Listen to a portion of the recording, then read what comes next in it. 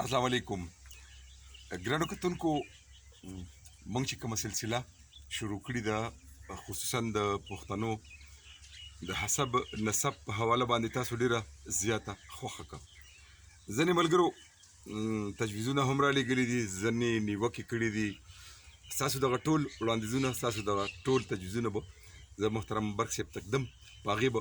خبرې کوو ډیرو ملګرو دا سلسله خوښه کړې ده او غواړي چې دې له موږ دوام ورکړو او دا سلسله په وړاندې بوځي نو زه مننه کوم د محترم سعدالله جان برق صاحب چې دې وخت موږ له راکوي او بیا دا خپل فرض ګڼي چې دې کوم محنت کړی دی کومه خواري کړې ده د هغې نه عام وګړي ټول پښتانه خبر شي خصوصا هغه پښتانه چې په بهر ملکونو کې ژوند کوي د روزګار په لړ کې مسافرۍ کوي هغوی دغه سلسله ډیره زیاته خوښوي نو برس السلام علیکم بسم الله الرحمن الرحیم وعلیکم السلام څنګه دی بس خیر خیریت اول خو دا کتونکي ځینې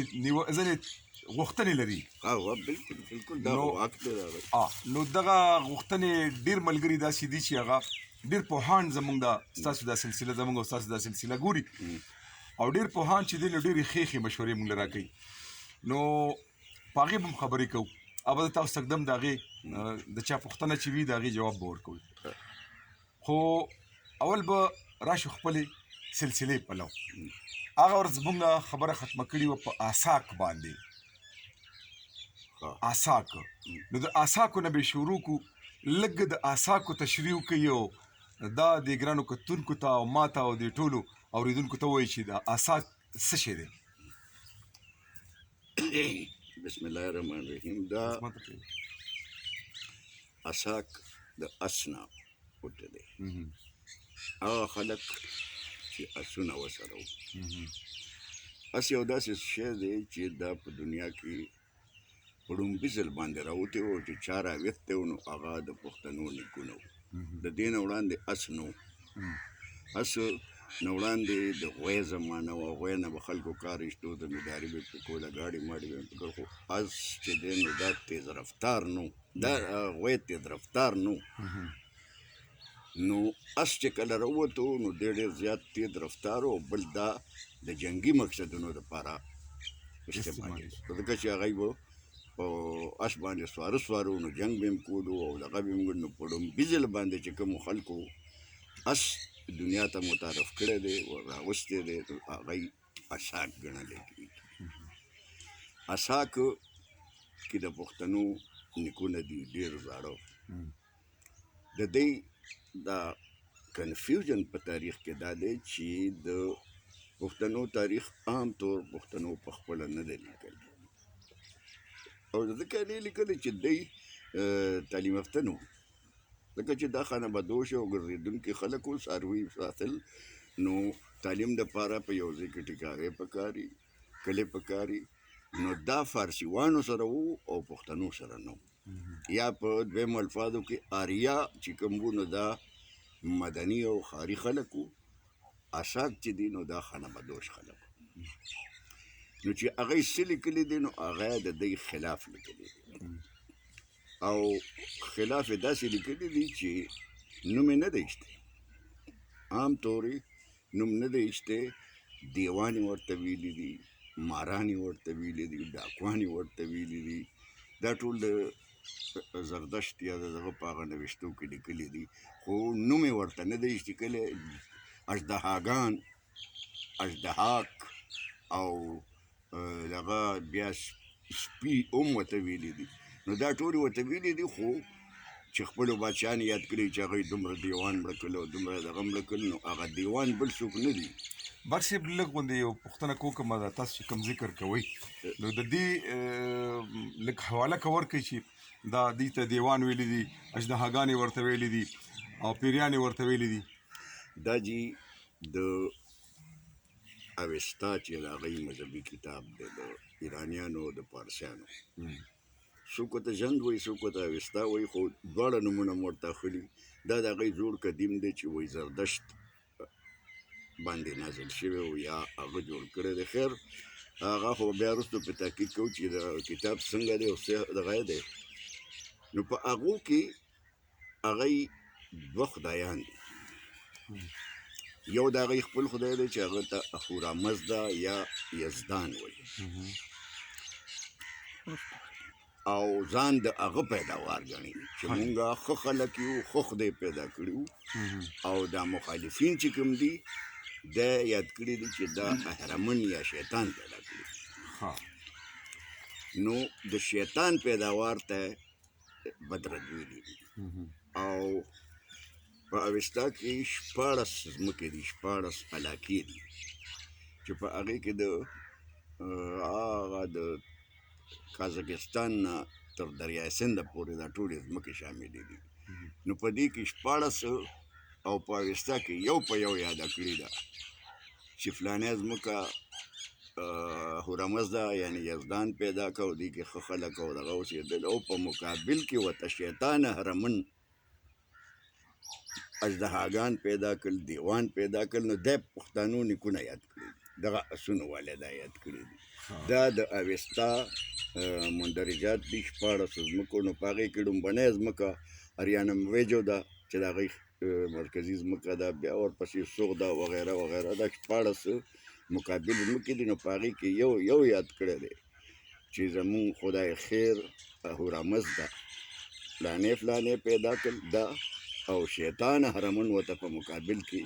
فلانې شی پیدا کړل. هغه فلانې شی چې دی د هغه یې نوم نه دی چې دا انسانان دي، اژدهاګان، دیوان، سپي، ډاکوان، جادوګر دی ورته ویلي دي. یعنې شیطاني مخلوق یې ورته یاد کړی دی. او که تاسو هسې وګورئ نو په ایراني تمامو کتابونو کې دیوان ډېر خراب مخلوق هغه یاد کړی دی. او دا دیوان په اصل کې دیوان نه دي، هغه خلک چې دیو مني، دیوتا چې کوم مني هغې ته دیوان دي. نو هغه هم د پښتنو نیکونه اساک دي.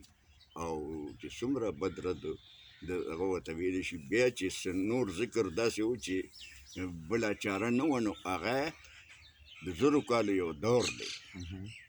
چې هغه د اساکو حکومت په بلخ او باختر باندې. نو هغې ته بیا د ضحاک نوم ورکړی دی. د اساک نه ضحاک جوړ کړی دی او یو ظالم بادشاه په طور او د دغه په طور ذکر کړی دی، او منځ کې اساک خلک یادوي. نو دا اساک چې دي د اس د نسبت نه دي. او اس یو دومره عظیم الشان ایجاد یا دریافت یا دا به ورته ووایو چې دا یعنې فلپیټي وغیره دا لیکلي چې په هغه وخت کې دا داسې ایجاد و لکه نن سبا چې هوایي جهاز کم دی. نو د ده د اوان نه به هم خلک یېرېدل چې هغوی به راغلل پسونو سواره به خلک په یو ځای هغه باندې حمله وکړه، نو خلک به ترې تښتېدل. نو اس چې کوم دی نو د ده د دې نوم نه بلا شي نومونه جوړ شوي. اسمان او تاسو که خیال کړئ نو د هر ځای کې دا ستان چې په نومونو کې کوم راځي، دا تاجکستان، پاکستان، بلوچستان، هندوستان، دا ستان دی. ستان وایي د اس د ودرېدو ځای ته. نو ورسره بیا د اوسېدو او د استوګنې ځای دپاره دا ستان ټکی چې کوم دی دا هم د اس د نسبت ته وایي، اصل کې استان دی. بل یو آسیا ده، دا هم د اس د نسبت نه ده. ستورو ته اسټار وایي، دا هم د دې د نسبت نه دي. په دغه کې ټول نور بیا دیوتاګانې دیویانې دي، اشتار او دغه په هندوستان کې اشوني کمار وغیره وغیره دا ټول دیوتاګان د اس سره نسبت لري. هغوی عقیده وه چې اس چې دی دا د نور ځای دی او د نور په شان تیز رفتار دی، د نور په شان بد رفتار دی. نو کله به چې نور د هغوی دیوتا و، نور ته به یې قرباني ورکوله، نو اس به یې ورکوله. د اسمان زورور ته د ځمکې د زورور قرباني ورکول. نو دا اساک د دغه نسبت نه دی.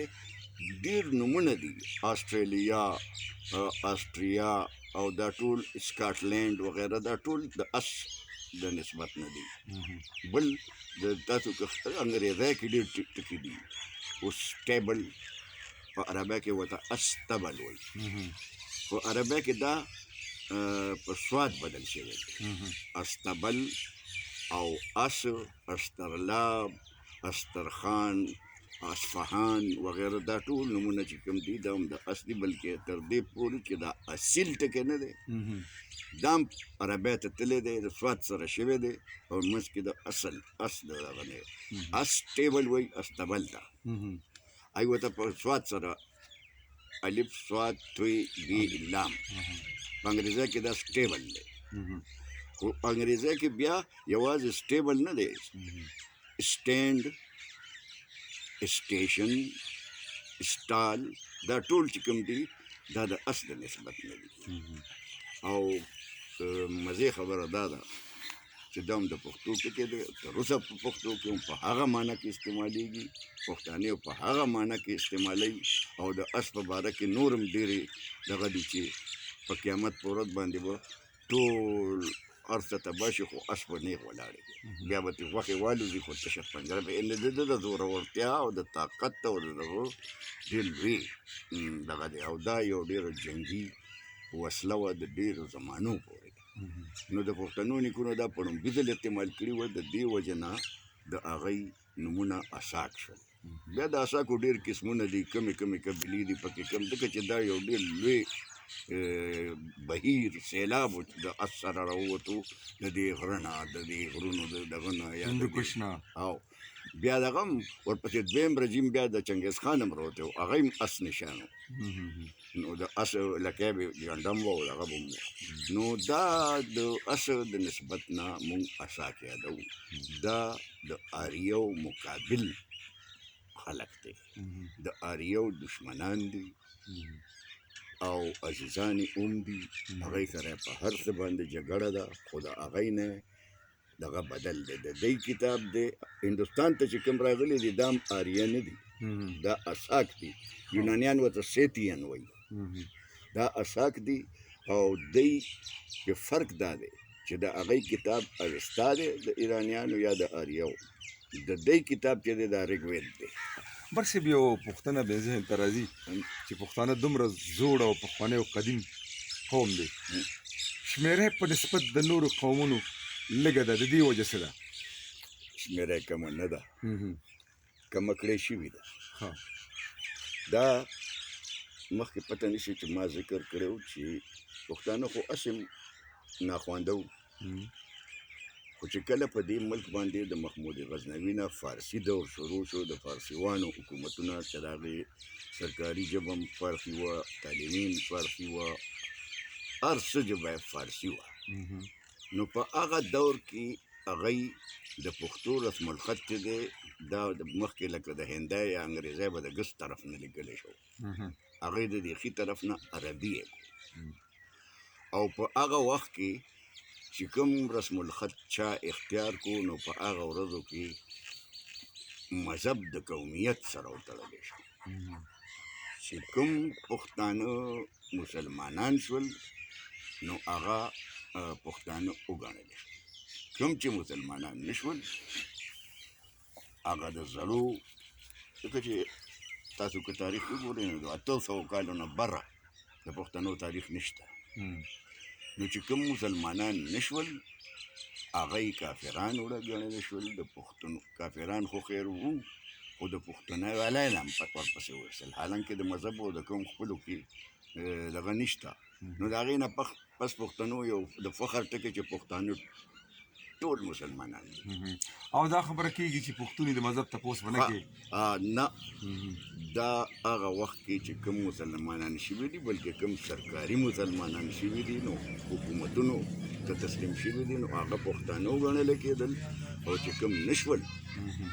هغوی او د هغوی نوښتې، د هغوی ادب، د هغوی کلچر، د هغوی ژبه چې کومه وه هغه په سیند او کړې شوه، د کفر په توره باندې جدا شوه. په هند کې دا چې اوس کوم قومونه دي دا ټول سابقه پښتانه دي. مثلا داسې راجپوت چې ځان ته وایي دا پښتانه دي. راجپوت تاسو که خیال کړئ نو خیر دا راجپوت کې خو د اکبر باچا د وخت نه راوته دی، د دې نه وړاندې دا راجن و، د هغې نه وړاندې کشتري و، نو دا هغه جنگي خلک وو راجپوت چې اکثر به دې کې جنگي او بادشاهان خلک وروسته بیا خبره کوو چې په هندوستان کې 3-4 ذاتونه مو د هغې نو دا پکې هغه جنګي ذات نو دا چې کوم دي چې کوم هندوستان ته لاړل یا هندوستان کې پاتې شول یا د دې ځای نه وشړلی شول نو هغه چې کوم دي هغه ورپسې د پښتونولۍ نه هم وستل کنې تاسو نن لاړ شئ زه تللی په راجستان کې وګورئ نو د هغه خلکو ژبه بدله ده نور هر شی د پښتنو دي بود و باش د ښځو پرده پټکي په نومونو کې یعنې دا نوم به تا نه وي چې سروپ خان هم پکې یو شته نو دا ټول چې کوم دي دا همغه راجپوت چې دي دا پښتانه دي سابقه او د دې رغت دا دی چې موږ سره په پښتونخوا کې د رجړو کلی دی دا هم په اصل کې راجڼ دی په یوسفزو کې رزړو دا هم راجڼ دي د راجڼو نه جوړ شوی دی یعنې هغه خلک چې راجاګان یا شاهي کورنۍ وه نو دا ټول اثرات یې موږ سره دلته موجود دي او د اندړانو خبره خو ما درته کړې وه چې هغه په آندھرا پردیش او په دغه کې نو د هندوستان دا 4-5 صوبې چې دي دې کې ټول راجپوت دي او بیا راوړېدلي دي سند ته په سند کې هم اندړان او دغه وغیره موجود دي ټول نو دا تلي چرته هم نه دي برصاحب خبرې اوږدېږي بیل کړی شوي دي خوندورې دي او دا سلسلې به که خیري نو قسطوار چلو یو وضاحت په یو څو لنډو ټکو کې راته وکړئ چې تاسو ذکر وکړو چې دا پښتو به مخکې څنګه چې انګریزي لیکلی کېږي یا نورې ژبې دي د دې طرفه لیکل کېدي نو آیا د دې څه داسې کوم تحریري ثبوت شته؟ بالکل تحریري ثبوت یې هېڅ چېرته هم نشته دی صرف خپله دا پښتو ژبه د هغې ثبوت دی تاسو که خیال وکړو نو د پښتو ژبه رسم الخط تر اوسه پورې لا درست کړی شوی نه دی ځکه چې مخکې دا د سنسکرت په خط کې وو د دې 40 حروف وو بیا د عربی په حروفو کې شو د هغې 28 حروف دي نو په 28 حروفو کې 40 حروف راګیرول دا ممکن نه نو نن سبا د دې نه وړاندې خاص کر دا یو ټکی دی چې مونږ وایو زه په تو خو که نه دا دې له اوس مونږ سره هغه نشي جوړ کړی څوک پرې حمزه کوي حمزه کلندر صاحب ولا چرګاهۍ راویستې وه خو سمون یې نه دی خوړلی او دا په دې وجه چې په سنسکرت حروفو کې دا او چې دی دا هر یو لفظ کې په خپله شامل په هغې کې کاف چې دی نو دا کاف نه دی که دی دال نه دی د دی بی بده که نه نو هغه هغې کې قدرتي طور موجود دي هغه کمې مونږ دلته اوس کول غواړو ډېرې یګانې مونږ وله مقرر کړي ډېرې دغه هم وله وکړي 46 پورې خبره ورسېده او دغه پوره نه ده د عربی رسم الخط د اخري خبره کوم بیا به نور د عربی رسم الخط هم ډېر بهترین دی او د هغې عربي ژبه هم ډېره ترقي یافته ده خو دلته خو عالمان نه وو که نه ناخوانده مولیانو نو 28 حروف خو یې واخیستل خو ورسره چې عرب کوم دي زبر زیر پیش حمزه مد شد دی وانغېښتل چې دی وانغېښتل که دی اغېښتی وی نو بیا به هم خبره درست وه خو هغه یې وانغېښتل نو هغه کمې چې دی هغه تر اوسه پورې نه پوره کېږي نه به چېرې د رسم الخط صحیح شي دا چې صفا ورته وګوري نو د دې بنیاد په سنسکرت او په دغه کې موجود دی ډېره مننه ځکه خو کال په کال یا 2 کاله پس په باړهګلۍ وغیره کې د پوهانو د ژبې د پوهانو دا غونډې کېږي او په دغه املا باندې کوشش روان دی ډېره مننه برصاحب تاسو ډېرې ګټورې په زړه پورې خبرې وکړې انشاءالله د دې سلسلې دا سلسله واره آخري خبره کوم لړۍ ده تاسو اخري خبره وکړئ او لږ اورېدونکي او کتونکي وایي چې یاره تاسو نیټه ښیئ نو نن 10 مارچ کال 2020 او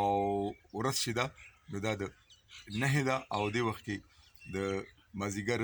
5 بجې موږ د محترم برصاحب په پټو کې چې دلته د استوګنم ده د دې کور هم دی او د دې ډیره هم ده او دا ګیر چاپېره تاسو دا شینکې ویني د پټي هم ویني اخري خبره تاسو وایي چې کوم نو اخري خبره دا ده دا د اورېدونکو کتونکو ته کوم تاسو تا په اول سر کې ووایي چې بعد خلکو تپوسونه کړي اها تپوس ډیر ضروری دی تپوس د علم مور ده چې تپوس وشي هغې له بیا جواب جوړیږي د تپوس نه ډیر علم او پوهه حاصلیږي نو تپوس نه بالکل بېشکه هر څوک چې څه تپوس غواړي هغه دې کوي موږ به انشاءالله جواب وله ورکوو تسلي به یې کوو نو په سوال نه دې څوک دغه کېږي نه تپوس دې بالکل ډیره مننه هغه پوښتنې زه ځان سره لیکم دغه ښاغلو نومونه هم ځان سره لیکم او بیا به یوه سلسله داسې که خیري چې په هغې کې به هغه پوښتنې وي او تاسو به د هغې جوابونه ورکوئ نو یو جهان مننه اوس د کیمرمین حاجي ګوهرلي سره اجازت غواړو د الله په امان